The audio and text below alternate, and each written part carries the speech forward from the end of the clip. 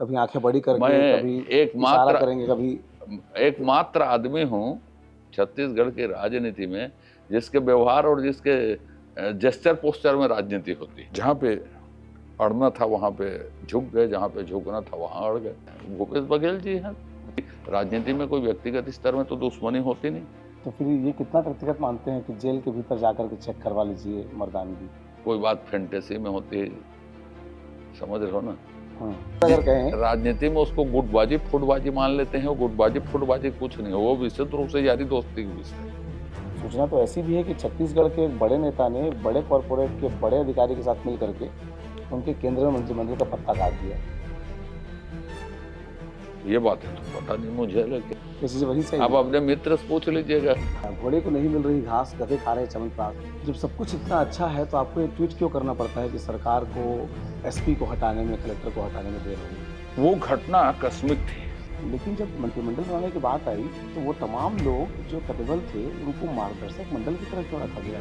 पर मंत्रिमंडल का चयन करना तो माननीय मुख्यमंत्री जी का विशेषाधिकार है। क्यों मतलब आप विरोध करते हैं? ये भी मैं जानना चाहता हूँ कि छत्तीसगढ़िया अगर कोई बात कर रहा है, किसी भी राज्य में रहने वाले लोगों का अधिकार होना चाहिए, उनका शोषण नहीं होना चाहिए, तो इसमें आपको आपत्ति क्यों होती है? नहीं, मेरी आपत्ति बिल्कुल नहीं है। ये तो एक बात हो गई, लेकिन जब क्षेत्रीयता की बात आती है, उड़ीसा में जब भारतीय जनता पार्टी चुनाव लड़ती है तो उड़िया स्वाभिमान की बात होगी, झारखंड में लड़ेगी तो आदिवासी स्वाभिमान की बात होगी, महाराष्ट्र में लड़ेगी तो महाराष्ट्र के स्वाभिमान की बात होगी। छत्तीसगढ़ में क्यों नहीं होगी? जब क्योंकि आप व्यक्तिगत तौर पर विधानसभा के भीतर बार बार इस बात को रेखांकित करते हैं कि कौन है छत्तीसगढ़िया, क्या छत्तीसगढ़िया बात कर रहे हैं आप लोग? ये संपूर्ण छत्तीसगढ़ के लिए मेरी बातें नहीं है। विद्या ददाति विनयम, और हमेशा आपको विधानसभा के भीतर कहते हैं जितने आप विद्वान हैं उतने विनयशील नहीं हैं।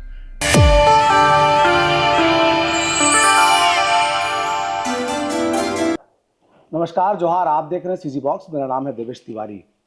छत्तीसगढ़ की राजनीति में अलग अलग नेताओं के किरदारों की चर्चा उनके अपने किए गए कामकाज के आधार पर होती है। किसी की चर्चा उनके व्यवहार के आधार पर होती है, किसी के कामकाज के आधार पर होती है, और किसी की राजनीति में कितने शिखर तक वो पहुंचे उसके आधार पर भी होती है। इस समय मेरे साथ जो नेता मौजूद हैं छत्तीसगढ़ की राजनीति में, उनके बिना मज़ा नहीं आता है। मज़ा कहने का आशय इस बात से है कि वो राजनीति में जिस तरह के बयान देते हैं उससे राजनीति में उथल पुथल मची होती है। साथ में जब ज्ञान की चर्चा होती है तब भी उनका नाम ही सामने आता है कि सबसे ज़्यादा पढ़ने लिखने वाले नेता के तौर पर उनकी पहचान है। आप मेरे कहे गए बातों से समझ रहे होंगे कि मेरे साथ इस समय प्रदेश में कई वर्तमान मंत्री रह चुके और इस समय कुरुद के विधायक अजय चंद्राकर जी हैं। चंद्राकर जी, बहुत बहुत स्वागत है आपका। शुरुआती दौर में हम राजनीति पर चर्चा करेंगे, उसके बाद फिर निजी ज़िंदगी पे आएंगे। सबसे बड़ा सवाल ये कि इस समय जो प्रदेश में सरकार चल रही है, आप कई बार मंत्री रहे हैं प्रदेश की सरकार में। घोड़े को नहीं मिल रही घास, गधे खा रहे चमनप्राश, ऐसा लगता है आपको? गधे घोड़े का सवाल नहीं है साहब। सवाल इस बात का है कि पार्टी ने बहुत सोच समझ के टीम बनाई है। मुख्यमंत्री जी ने अपनी टीम बहुत सोच समझ के बनाई है। ये साल चुनाव का साल रहा।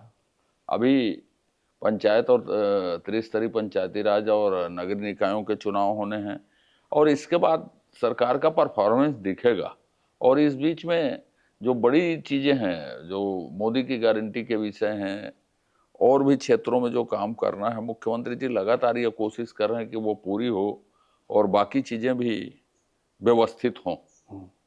तो ऐसा कहना सही नहीं है।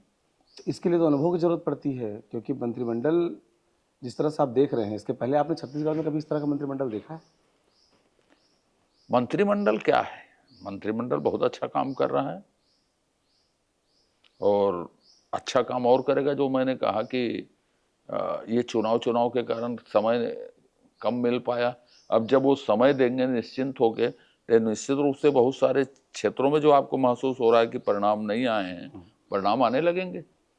जब सब कुछ इतना अच्छा है तो आपको ये ट्वीट क्यों करना पड़ता है कि सरकार को एसपी को हटाने में, कलेक्टर को हटाने में देर हो गई?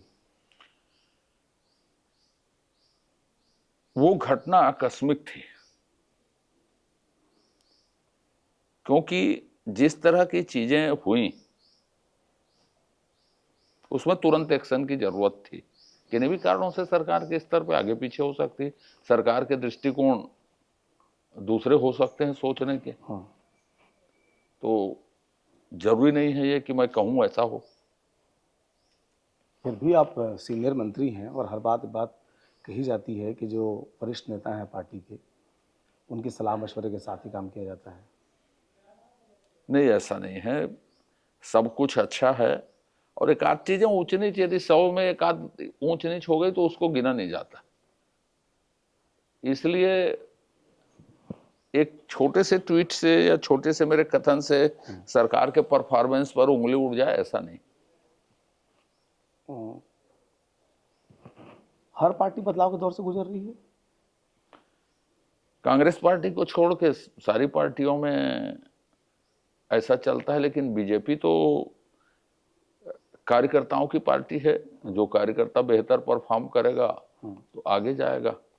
अब तो कम्युनिस्ट पार्टी को छोड़ दें तो बाकी सभी पार्टियां तो परिवारवादी पार्टियां हैं, तो वैचारिक पार्टियां तो अब रही नहीं। लेकिन इस तो बार इसलिए सब पार्टियां बदल रही हैं, ऐसा कहना सही है। मुलायम सिंह यादव के बाद अखिलेश आए, उसके चाचा लोग आए, उसके बच्चे आएंगे, उसकी पत्नी आएंगे, उसके भतीजे आएंगे। इसी तरह की रिश्तेदारी ही पार्टियों में है। राज्य में जो नेतृत्व है पार्टियों का, उसके बारे में बात कर रहा था कि दीपक बैज कांग्रेस के अध्यक्ष हैं दिनों, भारतीय जनता पार्टी में किरण सिंहदेव हैं। लेकिन जब मंत्रिमंडल बनाने की बात आई तो वो तमाम लोग जो कैपेबल थे उनको मार्गदर्शक मंडल की तरह क्यों रखा गया है? केवल आपकी बात नहीं है, चाहे वो अमर अग्रवाल हो, और भी आपके मंत्रिमंडल में जो जो लोग थे जिस समय आप मंत्री थे, सब लोग किनारे हैं। आप लोगों की उम्र क्योंकि नहीं मार्गदर्शक मंडल की। मैं तो व्यक्तिगत तौर पर यह मानता हूं, और जो मुझे महसूस होता है कि सरकार बनाना पार्टी का काम है, पर मंत्रिमंडल का चयन करना तो माननीय मुख्यमंत्री जी का विशेषाधिकार है। और जो भी जिस भी व्यक्ति को लेके मंत्रिमंडल तैयार हुआ है, माननीय मुख्यमंत्री जी की कोई सोच, कोई दिशा होगी, कोई योजना होगी। और जो मैंने पहले भी कहा कि चुनाव के कारण हो सकता है कुछ देर हो रही हो, पर ऐसा नहीं है कि देर हो जाए, दिखेगी। किसी योजना के तहत वो कर रहे होंगे काम, दूरगामी योजना के तहत। आपका भी नंबर लग सकता है, आप भी मंत्री बन सकते हैं। नहीं, मैं अपने बारे में तो कभी कुछ कहता नहीं। और फिर से ये बात दोहरा देता हूं कि किसको रखना, किसको नहीं रखना, ये विशुद्ध रूप से मुख्यमंत्री जी का विशेष अधिकार है। अच्छा, अनुभवी लोग होते हैं तो फायदा होता है कि नहीं होता है? बाकी लोगों को सीखने में टाइम लगता है, लेकिन अगर अनुभवी हैं, हालांकि कोई पहली बार मंत्री बनता है तभी अनुभव आता है, ये भी सत्य है, लेकिन जब अनुभवी लोग मंत्रिमंडल में होते हैं तो काम फास्ट होता है कि नहीं? अनुभव की अपनी कीमत है, जोश की अपनी कीमत है। जोश भी है इस मंत्रिमंडल में, अनुभव भी है। रामविचार जी, केदार जी, खुद मुख्यमंत्री जी, अनुभव वाले लोग। दयालदास बघेल जी, दयालदास बस बघेल जी, ब्रिजमोहन जी थे कुछ दिन तक, तो अभी तो 2 ही 3 महीना हुआ है सरकार से गए। तो जोश भी है और होश वाले भी हैं, दोनों का कॉम्बिनेशन है। ऐसा एक पक्षी नहीं बोल सकते कि नए नए नए नए लोग हैं करके, पुराने लोग भी हैं। राजनीति में पावर सेंटर हमेशा बदलते रहता है। पिछले सरकार में हमने देखा कि दुर्ग एक पावर सेंटर था जहाँ पे मंत्रियों की तादाद ज़्यादा थी, चाहे भारतीय जनता पार्टी की हो या कांग्रेस के हों। उसके बाद हमने देखा कि जब रमन सरकार 3.0 चल रही थी, उस समय रायपुर संभाग का दबदबा था। इन दिनों बिलासपुर संभाग जो है, वहाँ के नेताओं की ज़्यादा पूछ परख, तवज्जो कह लीजिए, चाहे केंद्र के मंत्रिमंडल में हो या राज्य के मंत्रिमंडल में। भारतीय जनता पार्टी रीजनल बात तो कभी करती नहीं। तो राष्ट्र की पार्टी है, जो चुने गए हैं विभिन्न दायित्वों में, वो भारतीय जनता पार्टी के कार्यकर्ता हैं। और मैं हमेशा बोलता हूं कि भारतीय जनता पार्टी का कार्यकर्ता भूगोल का नहीं होता, तो विचार का कार्यकर्ता होता है। जहां रहेगा अपने वैचारिक कार्यक्रमों को लागू करने के लिए काम करेगा, और देश के किसी हिस्से में रहे, किसी भूमिका में रहे, वो देश को सर्वोपरि मान के काम करेगा। इसलिए भूगोल की बात करना भारतीय जनता पार्टी के साथ अन्याय है। लेकिन फिर भी तो जब मंत्रिमंडल बनता है तो आप लोग तय करते हैं कि 72 से कोई होना चाहिए। तय कोई नहीं करते, ऐसा लिखा जाता है। मैं हम मतलब लोगों को दिखाने के लिए है। रीजनलिज्म और जो कास्टिज्म है उसका मैं विरोधी आदमी हूँ। इस आधार पर समीक्षा भी लिखी जाए तो भी सही नहीं है वो। तो आप भी पूछे तो सही नहीं। आप ही लोग प्रचारित करेंगे कि आदिवासी मुख्यमंत्री हमने दिया है? नहीं, हमने, जैसे मुझे कहें, आप विधानसभा में मुझे सुनते हैं, जबकि अंदर बाहर छत्तीसगढ़िया गैर छत्तीसगढ़िया की बात होती है, तो मैं बहुत तीखे स्वर में इसका विरोध करता हूँ, इस तरह के संकीर्ण भाषा, संकीर्ण चीज़ों का। क्यों मतलब आप विरोध करते हैं, ये भी मैं जानना चाहता हूँ कि छत्तीसगढ़िया अगर कोई बात कर रहा है कि किसी भी राज्य में रहने वाले लोगों का अधिकार नहीं, होना चाहिए, उनका शोषण नहीं होना चाहिए, तो इसमें आपको आपत्ति क्यों होती है? नहीं, मेरी आपत्ति बिल्कुल नहीं है। आप भूपेश बघेल जी को मैंने बार बार कहा कि आप डोमिसाइल नीति ला दीजिए। आप मुझसे पूछ रहे हैं, आप बता दीजिए मुझको छत्तीसगढ़िया किसको बोल रहे हैं, एक तय हो जाए, उसके बाद बात करेंगे उसमें। जो जो अपने आप को छत्तीसगढ़िया मानता है, जिस आदमी को लगता है कि उसके घर के रीति रिवाज, खान पान, संस्कार में छत्तीसगढ़िया झलक है, आपको तो कोई नहीं पूछ सकता कि आप छत्तीसगढ़िया हैं कि नहीं, क्योंकि आप दिखते हैं छत्तीसगढ़िया, ऐसा आपका है, कल्चर छत्तीसगढ़िया ऐसा है। है कि छत्तीसगढ़िया शब्द, छत्तीसगढ़ी, छत्तीसगढ़िया, छत्तीसगढ़िया, ये पॉलिटिकल स्लोगन बन गए। ग्रास रूट में उसके लिए जो भी काम करें उसका अभिनंदन है। ग्रास रूट में काम शुरू हुआ है। नियत नेल्लार में आज ही रिपोर्ट पढ़ी, कितने गांव में बिजली पहुंची, कितने गांव में सड़क पहुंची। तो और भी जो क्षेत्र है, प्रधानमंत्री जन धन योजना है, तो बदलाव तो दिखेगा इसमें, जिसमें छत्तीसगढ़ के मूल निवासी सबसे ज़्यादा प्रभावित होंगे। नहीं, ये तो एक बात हो गई, लेकिन जब क्षेत्रीयता की बात आती है, उड़ीसा में जब भारतीय जनता पार्टी चुनाव लड़ती है तो उड़िया स्वाभिमान की बात होगी, झारखंड में लड़ेगी तो आदिवासी स्वाभिमान की बात होगी, महाराष्ट्र में लड़ेगी तो महाराष्ट्र के स्वाभिमान की बात होगी। छत्तीसगढ़ में क्यों नहीं हो रही होगी? जब क्योंकि आप व्यक्तिगत तौर पर विधानसभा के भीतर बार बार इस बात को रेखांकित करते हैं कि कौन है छत्तीसगढ़िया, क्या छत्तीसगढ़िया बात कर रहे हैं आप लोग। जब ये संपूर्ण छत्तीसगढ़ के लिए मेरी बातें नहीं हैं, राजनीतिक तौर पे निशाने में लिया जाता है किसी व्यक्ति विशेष को, तब मैं बोलता हूं, या व्यक्तियों के समूह को। इसीलिए मैंने कहा कि आप डोमिसाइल नीति लाएंगे तो 1905 को आधार वर्ष मान लीजिए, तो टीएस बाबा जी भी छत्तीसगढ़िया नहीं रहेंगे, वो संथाली हो जाएंगे करके। तो भूपेश बघेल जी ने अपने राजनीतिक विरोधियों के लिए इसको हवा दी। ईमानदारी से छत्तीसगढ़ियों के लिए काम करते तो मुझे ऐसा बोलना नहीं पड़ता। लेकिन कुछ चीजें उनकी थी भाषा को लेकर के। क्या किया भाषा के छत्तीसगढ़ लिए? राजभाषा का क्या बनाया, किया, क्या किया भाषा के लिए? राजभाषा बनाया। आप पूछिए ना, क्या किया भाषा के लिए, क्या किया? भाषा वो का तो भाषा का तो जो आप लोगों ने किया वो काम नहीं कर पाया। वो अथॉरिटी क्या थी सर? छत्तीसगढ़ की अथॉरिटी क्या है कि भाषा के लिए हम कुछ बुक कर सकें? जो हमको करना चाहिए, भूपेश बघेल जी ने कुछ नहीं किया 5 साल में छत्तीसगढ़ी के लिए। हिंदी ग्रंथ अकादमी बनाई थी छत्तीसगढ़िया लोगों को प्रकाशन के लिए, ताला लगवा दिया उसमें। छत्तीसगढ़ी साहित्य जो रचे जा रहे हैं, लिखे जा रहे हैं, उसके प्रकाशन के लिए कुछ जगह ही नहीं, हम छापते थे।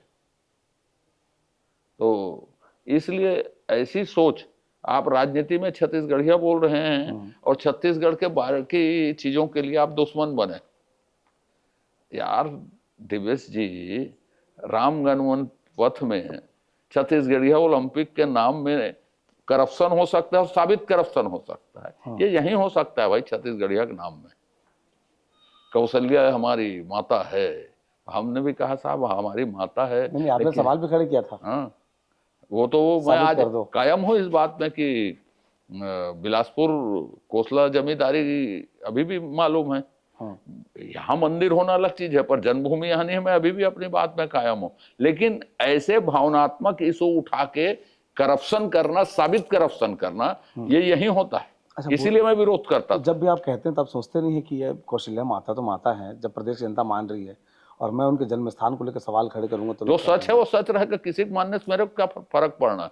आप इतिहास लिख दो फिर से, बाकी पन्ने फाड़ के फेंक दो, मेरे क्यों फर्क पड़ेगा उससे? मैं आपके कहने से क्यों अपनी सोच बदलूंगा? जो सही है उसको बोलूंगा। आपकी विद्वता जो है उसको लेकर सब लोग कहते हैं, खूब किताबें पढ़ते हैं आप। नहीं, किताबें पढ़ना निजी शौक है। लेकिन जो मैं बात करता हूं तब उसका खंडन नहीं करते, उसको ऐसे उलझाने की कोशिश करते हैं कि साहब ये इमोशनल इश्यूज हैं करके। जो तथ्य हैं वो तथ्य होते हैं, इमोशनल इशू होते हैं। विद्या ददाति विनयम, और हमेशा आपको विधानसभा के भीतर कहते हैं जितने आप विद्वान हैं उतने विनयशील नहीं हैं। फिर मैं कहूँगा, आपको कभी मैंने अपमानित किया, कभी ह्यूमिलेटेड किया, कभी कुछ किया?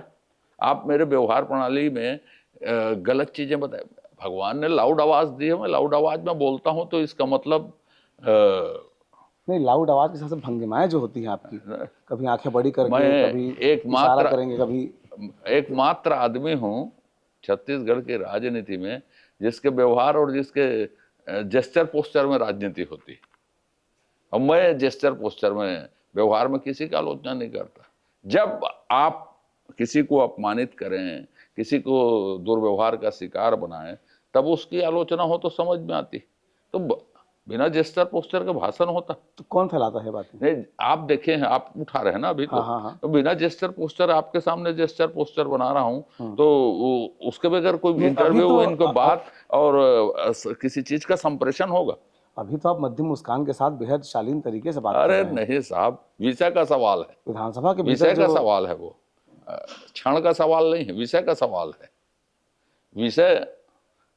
विषय होता है, खलनायक खलनायक की अदायगी करेगा, हीरो हीरो की करेगा, हीरोइन हीरोइन की तरह करेगी। सब जो विषय आते हैं, आरोह अवरोह, डायलॉग डिलीवरी के वैसे बनते हैं। आप नाटक में पहले प्रतिभागी हुआ करते थे? क्यों नहीं? वही से आप अपने मित्र से पूछ लीजिएगा, उन्होंने देखा है, उनके पिता ने देखा। अभी एक बयान की खूब चर्चा थी आपकी, आप टेस्टोस्टेरोन चेक करवा रहे हैं। आप स्वास्थ्य मंत्री तो उस दौरान क्यों नहीं चेक करा लेते थे? देखिए, वो इसलिए बोला मैं, कभी एडिटेड वीडियो चलाना चाहिए। आपके पास मेरा फुल वीडियो, आप ही के चैनल में उसका एडिटेड वीडियो आ रहा है, तो उस नेता की क्या विश्वसनीयता रहेगी जो एडिटेड किया? एडिटेड और हिस्सा दोनों अलग अलग चीजें होती हैं। एडिटेड था, वो हिस्सा नहीं था।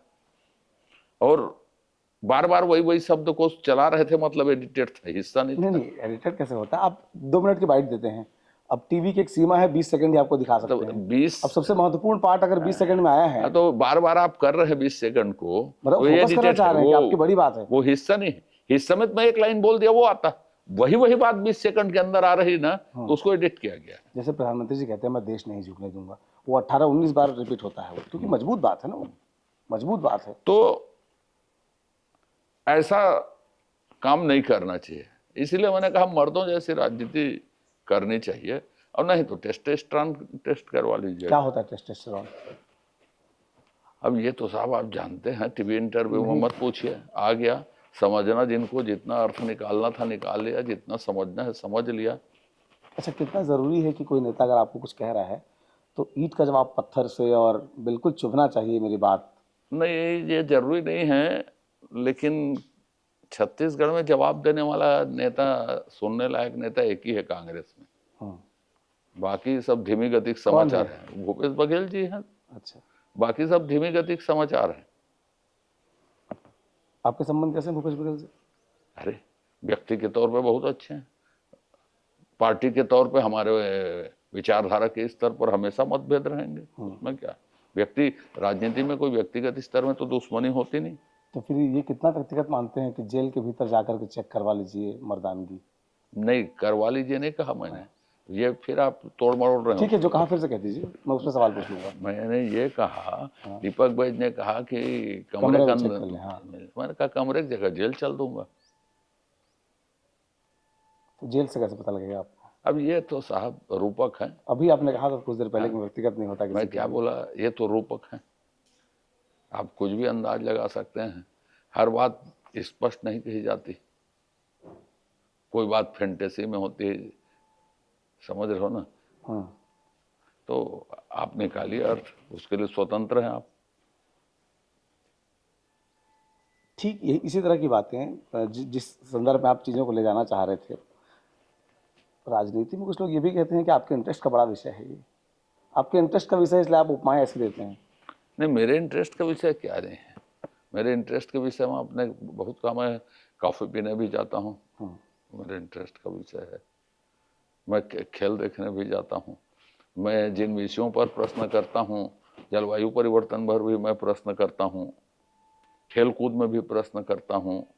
तो ऐसे प्रश्न तो अमूमन आते नहीं, तो ये सब मेरे इंटरेस्ट के विषय हो सकते हैं। एक ही चीज़ पर आप क्यों केंद्रित हो रहे हैं कि ये आपके इंटरेस्ट के विषय हैं करके? मैंने देखा जो आपके राजनीतिक प्रतिद्वंदी हैं अरे दोस्त हैं वो कहते हैं, अब पता नहीं क्यों कहते हैं। राजनीतिक प्रतिद्वंदी तो कहेंगे ही, कमर के नीचे। इसीलिए तो मर्दों वाली बात आई थी कि कमर के नीचे क्योंकि आकर। आज तक जो पहली बार आपके ऊपर आरोप लगा था मंत्री रहते हुए कि आपने तारीफ कर दी थी महिलाओं की, मट्ठा उट्ठा की बात कर दी थी, जो पहली बार आपके ऊपर जो आरोप लगा था।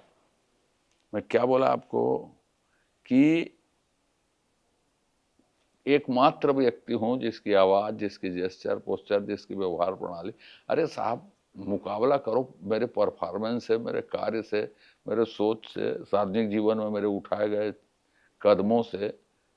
मैंने कभी किसी की तो व्यक्तिगत आलोचना नहीं की। आप उदाहरण नहीं बता सकते, आप उदाहरण नहीं बता सकते।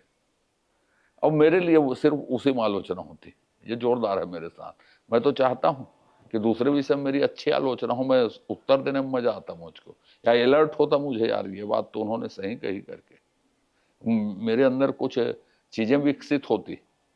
अब आप टेस्ट बोलते हैं, आप धीरे बोलते हैं, आप इसमें इंटरेस्ट रखते हैं, आप उसके करते हैं, आप चाय पीते हैं, आप कॉफी पीते हैं, आप एक घुट कॉफी पीते हैं, तो ये इससे जनहित का क्या मतलब है? जब आपकी आलोचना करनी जनहित होती का है, क्या विषय है ये बताइए मेरे को। जनहित का तो कोई विषय नहीं है।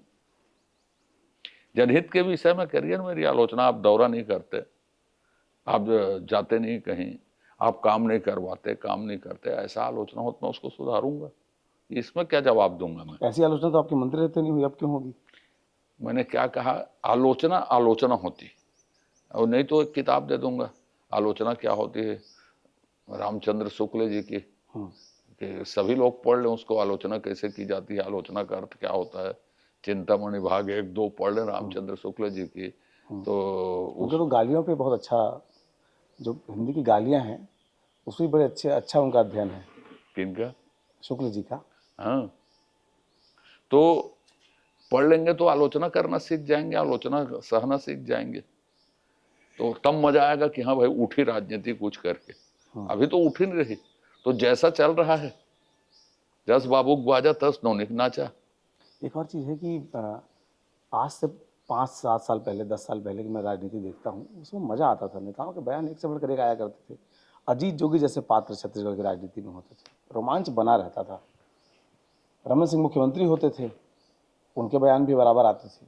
अभी वो आपको लग रहा है कि आनंद की कमी महसूस हो रही है? क्योंकि सबकी अपनी अपनी स्टाइल, राजनीति निरस नहीं होनी चाहिए। सबकी अपनी अपनी स्टाइल होती है। बहुत लोग हैं जो गैप फिलिंग करते रहते हैं, क्या है। आप आपकी भूमिका कैसे मानते हैं? नहीं, मेरी भूमिका तो जैसी भी हो, मैं अपनी जगह में प्रसन्न हूँ। पार्टी जो भूमिका दे रही है उससे प्रसन्न हूँ, और मेरे जो अपने कार्य हैं उससे प्रसन्न हूँ। अब इसीलिए कहा कि मेरे में कोई गैप होगी, आलोचना आएगी तो उसको सुधार लूंगा। अभी जितने राज्यों के परिणाम आए, झारखंड के, महाराष्ट्र के, आपने ये बात नोटिस की कि जिन राज्यों में महिलाओं को सीधे पैसा मिल रहा है वहाँ उसके पक्ष में परिणाम जा रहे हैं? ऐसा है, एक आदमी के कितने लाख व्यूअर थे? 54 लाख। खान साहब के फॉलोअर थे। हाँ, 150 से कम वोट मिले। 150 से कम वोट मिले। तो ये अपना अपना आकलन है। जनता ने जिन चीज़ों को जहाँ पसंद किया, वही लाडली बहन योजना चल रही थी या मैया योजना, यहाँ मुहर लग गई, वहाँ मुहर लग गई, तो जरूरी नहीं है किसी की मुहर लगे।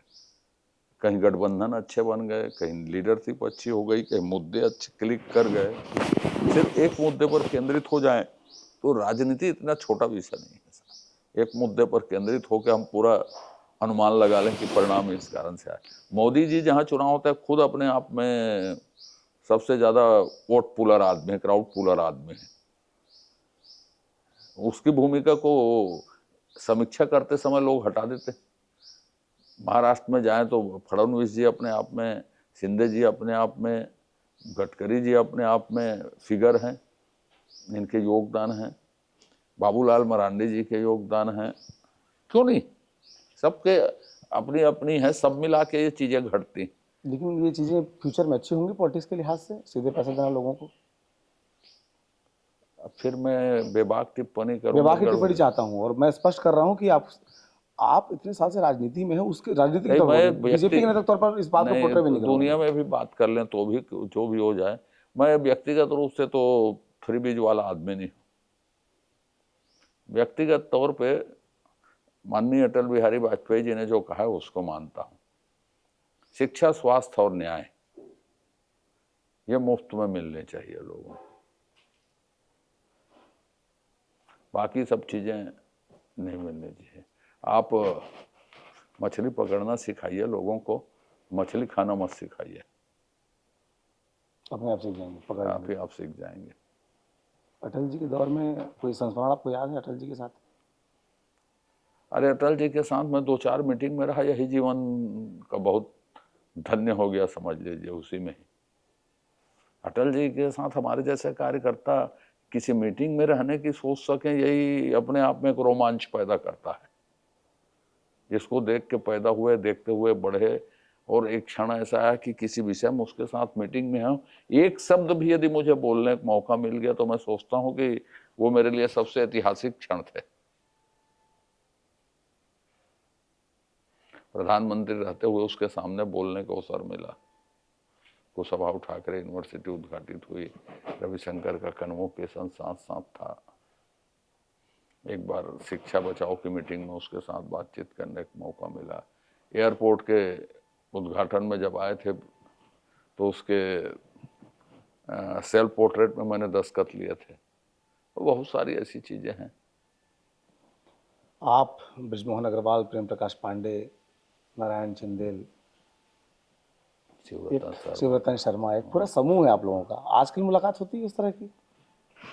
नहीं, समूह नहीं है जी, दोस्त है। हाँ मतलब, लेकिन समझ रहे हैं। जब और उसको भारतीय जनता पार्टी के भीतर अगर कहें, राजनीति में उसको गुटबाजी फुटबाजी मान लेते हैं। गुटबाजी फुटबाजी कुछ नहीं है, वो विशुद्ध रूप से यारी दोस्ती की विषय है।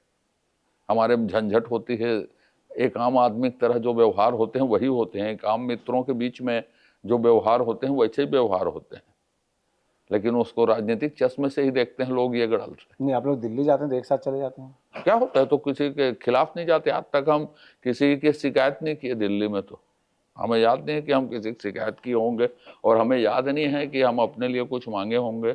समसामयिक राजनीति में चर्चा हो गई, वो बहुत है, दृष्टिकोण मिलते हैं। मैं और आप, मैंने आपसे व्यक्तिगत बात से चर्चा शुरू की, क्या हाल है आपके दोस्त के करके, तो ये है विषय। उसको राजनीतिक चश्मे से देखना तो है थोड़ी संकीर्णता। अच्छा ठीक है, आप कहते हैं इसको चश्मे से नहीं देखते, लेकिन आप लोगों के जो दोस्ती की व्यक्तिगत समूह है, आप लोग रमन सिंह के मंत्रिमंडल में शामिल रहे हैं। रमन सिंह की राजनीति आज भी उसी स्तर पर है जैसे वो मेंटेन करके रखे थे मुख्यमंत्री के तौर पर, और विधानसभा अध्यक्ष हैं, लेकिन चलती तो उन्हीं की है, बात सबको पता है छत्तीसगढ़ बीजेपी में, या फिर उनके सलाह से चलती है। आप लोगों की मित्र मंडली में से एक देश में 9वें सबसे बड़े मार्जिन से जीत करके सांसद बने। सूचना तो ऐसी भी है कि छत्तीसगढ़ के एक बड़े नेता ने एक बड़े कॉरपोरेट के बड़े अधिकारी के साथ मिल करके उनके केंद्रीय मंत्रिमंडल का पत्ता काट दिया।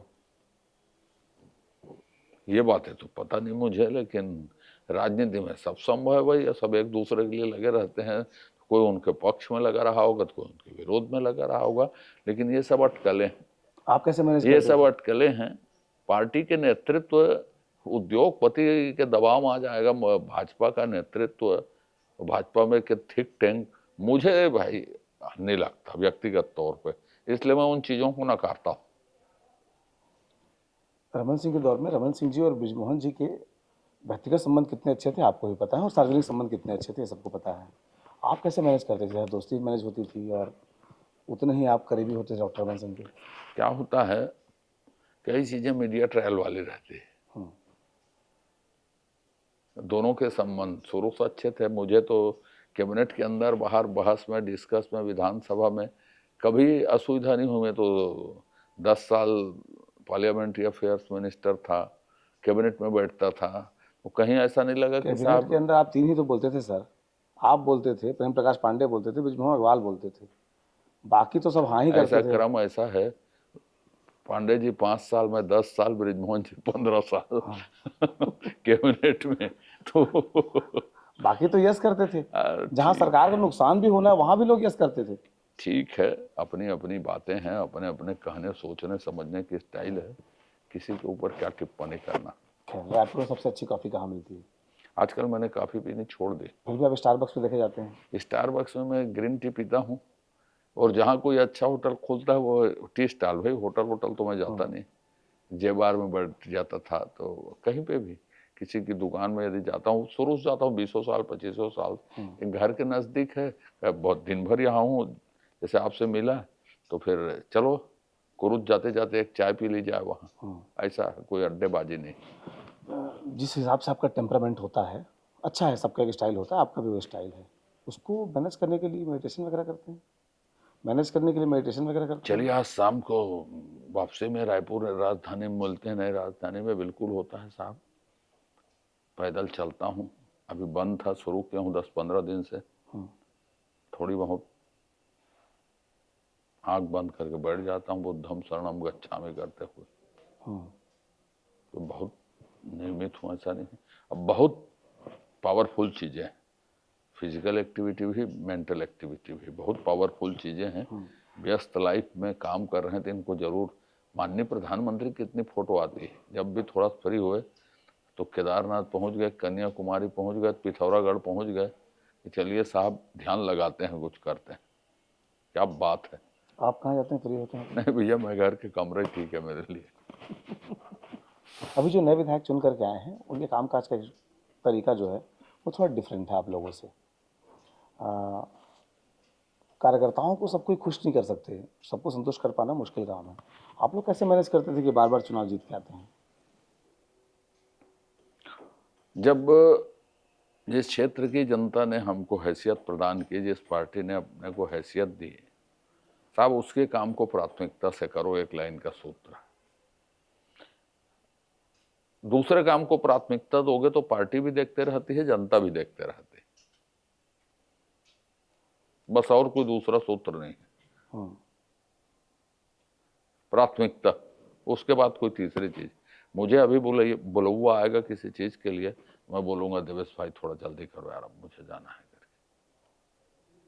तो ऐसा करेंगे तो सब सफल होंगे, सब जीत के आएंगे। प्राथमिकता भर की बात है ये। गीत संगीत सुनते हैं? गीत संगीत सुनते हैं? मैं भक्ति संगीत ठीक लगता है। सिर्फ भक्ति सुनते होंगे? नहीं, मैं सुनता ही, मौसीकी से मेरी उतनी दोस्ती नहीं है, हाँ। लेकिन यदि कभी सुना तो भक्ति संगीत ठीक लगता। मतलब 24 घंटे आप पॉलिटिकल मोड में रहते हैं ऐसा लगता है सुन के आप? नहीं नहीं, ऐसा नहीं है। अभी तो मैं क्रिकेट के समापन करने जाऊंगा, कुरुद 2 बजे निकलूंगा। हाँ। फिर बताइए, फिर अभी कुरुद में एक पीवीआर नया खुला है, तो साबरमती रिपोर्ट दिखवाना है लोगों को। आपने देख ली? कुरुद में देखूंगा। अच्छा। अपने लोगों के साथ। कुछ नेताओं के नाम लूंगा, आपको एक लाइन में आप बता सकते हैं कि वो, उनका व्यक्तित्व कैसा है? आप नाम लीजिए तब सोचूंगा। चलिए, नरेंद्र मोदी। नरेंद्र मोदी वर्ल्ड आइकॉन है साहब। अमित शाह? अमित शाह समझ लीजिए कि एक शब्द में उसके लिए मैं क्या कहूँ, एक वाक्य में कह लीजिए। हाँ, एक वाक्य में, कि वर्तमान हिंदुस्तान में मोदी जी के बाद जो सर्वाधिक संभावनाओं वाले लोग हैं किसी भी दृष्टि से, उनमें सबसे ऊपर हैं वो। प्रियंका गांधी? प्रियंका गांधी में मुझे व्यक्तिगत तौर पे संभावना नहीं दिखती भाई। राहुल गांधी? नहीं, उसके कई बार टेस्ट में खेल खा गए। ये जो पुरानी कांग्रेस थी, परिवारवाद से बाहर थी, क्षमतावान लोगों की जगह थी, मतभेद भी होते थे, तो इतने कद के लोग थे कि वो उस ढंग से लेते थे। अब वास्तव में जो पारिवारिक पार्टियां हैं वैसी पार्टी है, इसलिए मैं संभावनाएं नहीं देखता। खुद